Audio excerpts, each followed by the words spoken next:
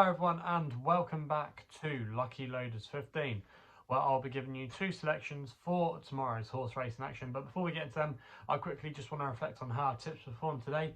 In the end, it wasn't a bad day as we had another winning nap at Wincanton with pressure or luck. I thought Fergus Gillard gave him a very nice ride, was just tracking the pace, and he was always travelling very strongly.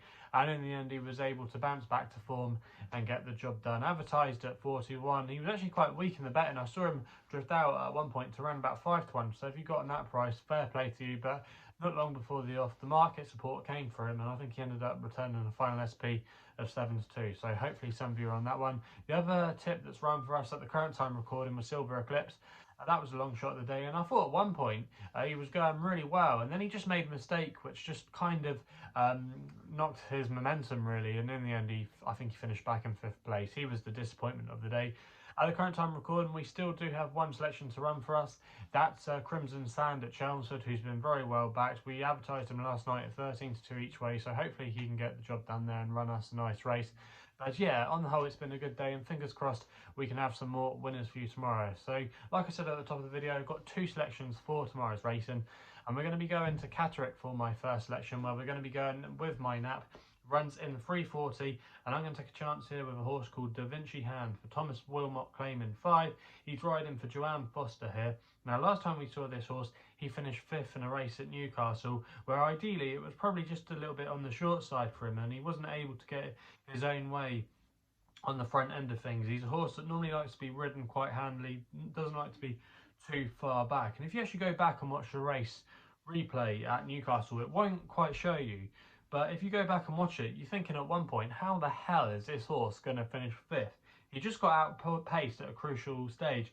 And then in the closing stages, he rallied up and he was able to get 5th in the end. And he wasn't actually that far beaten, and he was running on at the end.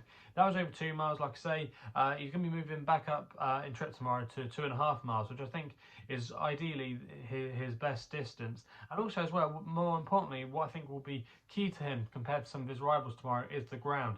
The faster the ground, the better. It's currently described as good at Catterick. I don't think they're going to be getting too much rain in the next 24 hours, so it probably will stay the same. And I just thought that might be able to make the difference for him tomorrow. He's still only a 7-year-old as well, so he could still have a little bit more of improvement to come. And with Thomas Wilmot as well claiming £5, that's really going to be handy.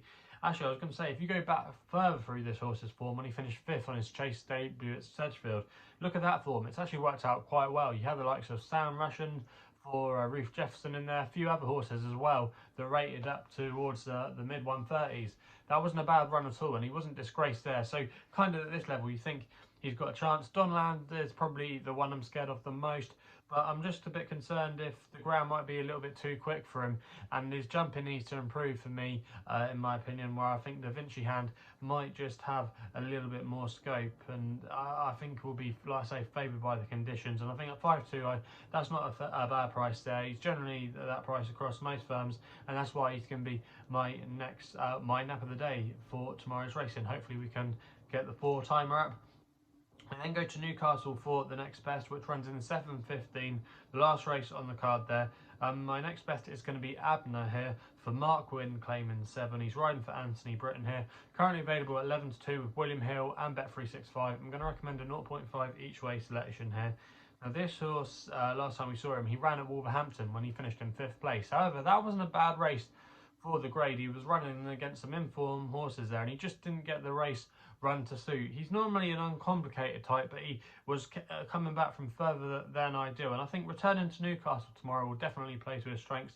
He's a dual course and distance winner. He's a horse that normally runs off the same mark. He's running off a mark of 62, but more importantly, Mark Wynn is going to be able to take off that handy £7 tomorrow, and that's no bad thing. Mark Wynn is 2 from 5, and he's been getting a few chances with this stable that have been amongst the winners. So I just thought there was quite a few chances, or quite a few things in, I should say, in his favour tomorrow to run a big race. I don't think this is a particularly strong race for the grade. Not too many horses that I would call well handicapped in here. And I just think if Abnaa runs his normal solid race, I think he's going to be bang there.